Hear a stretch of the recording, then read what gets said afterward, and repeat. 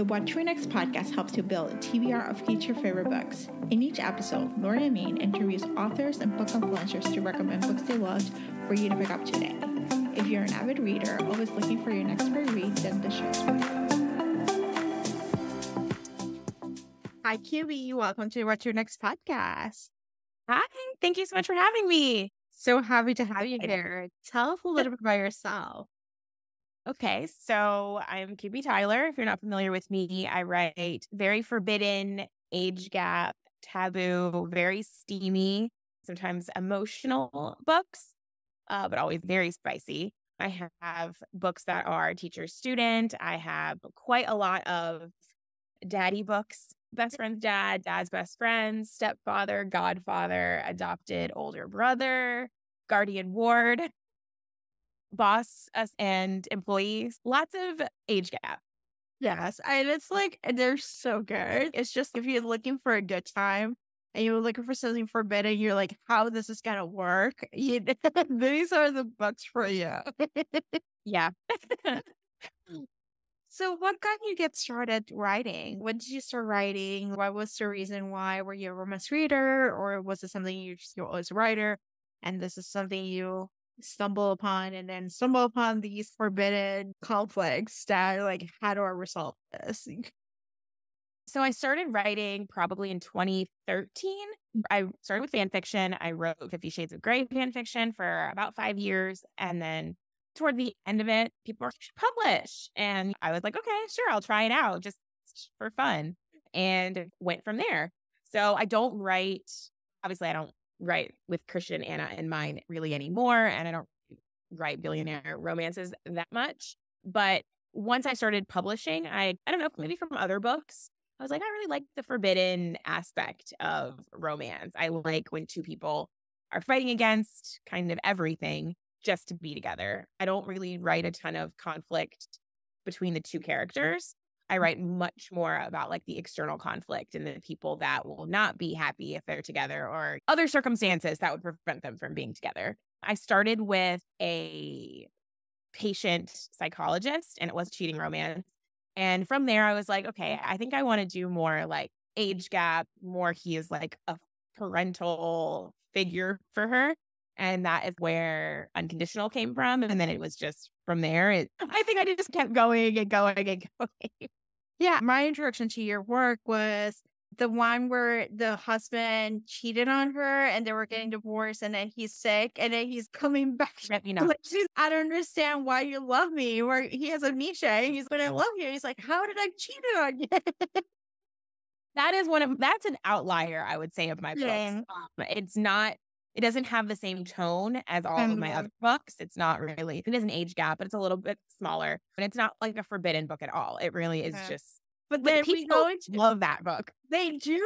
I think it's like the journey. It's a journey. But yeah, I think honestly, looking at your forbidden, there's something to be said about, I personally love dad's best friend or ex-boyfriend's dad. Like this idea, you're not supposed to. And yet the younger ones are not doing the work. And you're like, okay, this guy already has shit together. And you're not supposed to. Like, what are people going to think about it? What are people going to say? It's just so good. All right. So we got to talk about The Worst Kept Secret, which is your latest release. And that's another forbidden. It is best friend's dad, but her best friend is a boy. It's a guy. It's not. I feel like we read a lot of best friends' dads, and you automatically think like it's two girls. Even sometimes when I tease it, people are like, "Wait, who?" And I'm like, "Yes, the best friend is a boy who also has or had some feelings for her." So it's navigating that conflict of how to tell the best friend that she's in a relationship with the dad. And then also from the dad perspective, I'm essentially sleeping with this girl that my son spent his whole high school career kind of pining after. And now I feel like an asshole. Yes. World's worst dad here. So yeah, no, but it was a great time. Theo and Avery I love them so much, and you will see them again a few times. So I'm really excited to like continue giving little Easter eggs about them for things that are prior to their book and then things that are after like their wedding and stuff like Oh my gosh. I am very excited for this. Yeah, yeah. By the time this airs, Reagan and Wes's book will be out by the time this airs. Surprise, guys. I have not announced it or anything, but it's coming out on the 27th. Perfect. Yes, by the time this airs, Yeah. Reagan and Wes will be out. So you'll see little glimpses of Theo and Avery in their book because Reagan and Wes technically take place before The Worst Kept Secret because they're together already in The Worst Kept Secret. So I had to go backwards. So yeah, see Theo and Avery interact a few times and it's like you see the tension, but Reagan doesn't know that they're hooking up. So it's a good time. Oh my gosh, this is so good. I am so excited for this.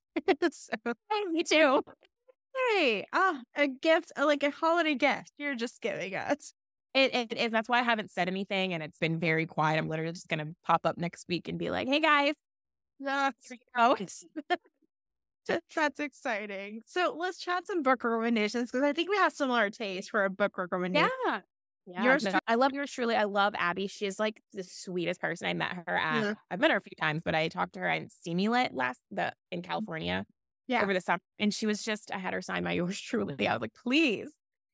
Yeah, she based a hero on a hero that I happened to do a Turkish soap recap show. Like I have I saw that. I saw that. Serkan I'm watching this soap and I don't like Serkan, so I have conflicting emotions about this. But I love the fact that I'm like, it's like my world's colliding. I love it. Yeah. So love it. The Turkish soap is Love Is in the Air, and you can find it pirated on Daily Motion, not on YouTube. So but yours truly is one of them. And let's talk about some other books that you recommend our listeners to pick up. I always talk about Sarah Simone. I feel like you can't go wrong with any of her books. She is a phenomenal writer. Her words are like poetry, and I love her so much. But the Priest series is definitely my favorite. Like all of them, Priest, Sinner, and Saint, phenomenal. I cannot wait to see the next Bell Brothers she does. That series is really I love it. Yeah. And it's forbidden. It's a forbidden series. Like, so if you're looking for forbidden, think about a priest and a nun. Yeah.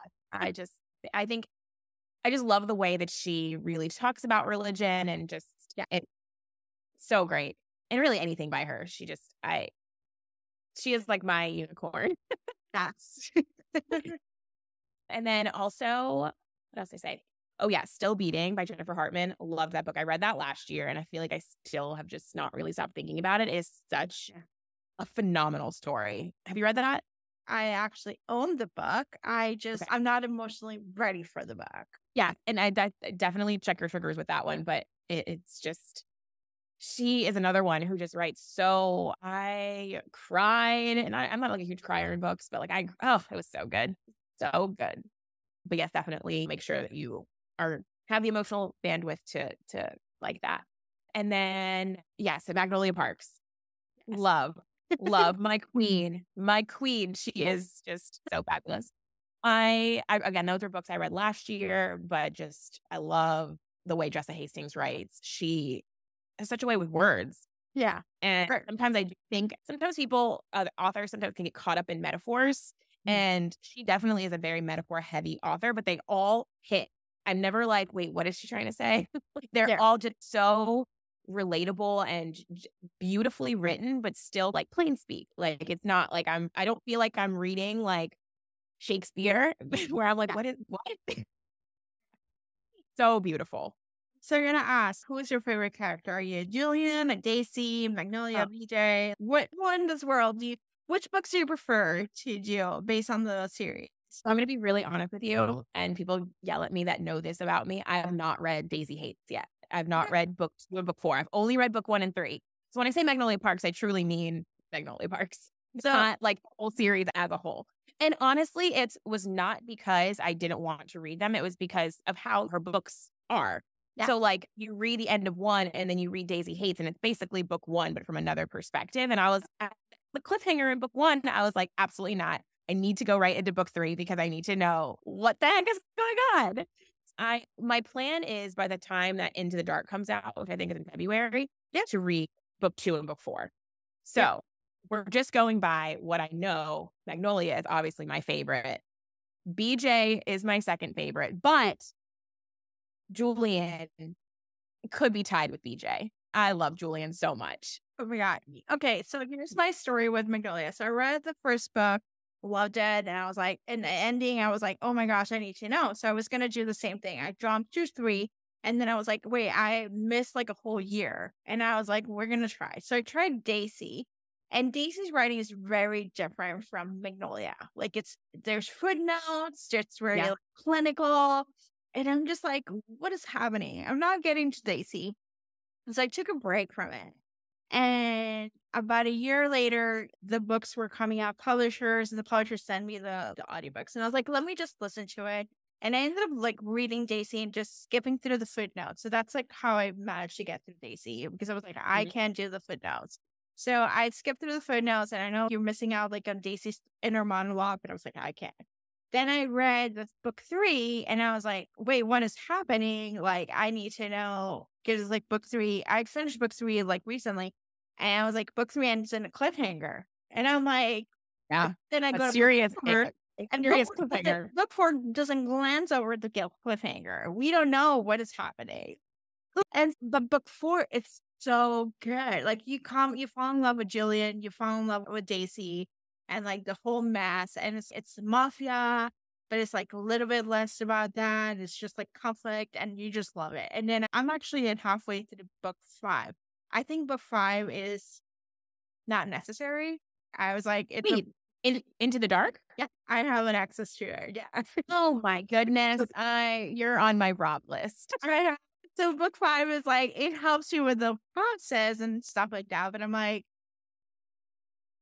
I need to be emotionally ready. Like it felt like an extended epilogue and some stuff. And I'm like, okay, where are we going? But it's great for the fans. I'm just like ready because book 4 ended with a cliffhanger for Daisy and Julian. And I'm like, now I'm ready for the Daisy Julian's books. So Got it. find your way. They're fine. There's nothing much that happens, but there's stuff that happens too. Yeah. That's Magnolia. Awesome. So, Curie, tell us where you can find you online. Really anywhere. I am always online. I'm everywhere. Instagram is probably where I am the most. Like that's if you are ever trying to slide into my DMs, definitely Instagram way to do it. Not on TikTok, I'm really on Facebook. But I am on those avenues. I'm just not there as much. But yeah, Facebook, TikTok. I have a newsletter. I have a reader group, QB's Hive, if you want to come join. It's on Facebook. But like I said, Instagram is like the best way to find me, or email, which is also connected to my Facebook or Instagram. Awesome. All the places. All the places. Thank you, Curie, for being on the show. Yeah. Thank you so much for having me. If you enjoyed this podcast, feel free to share with friends, subscribe, rate, and review the show. This is the easiest way to support the podcast. For a list of books mentioned and other book recommendations, please visit watchrenexblog.com. Thank you so much for listening and happy reading.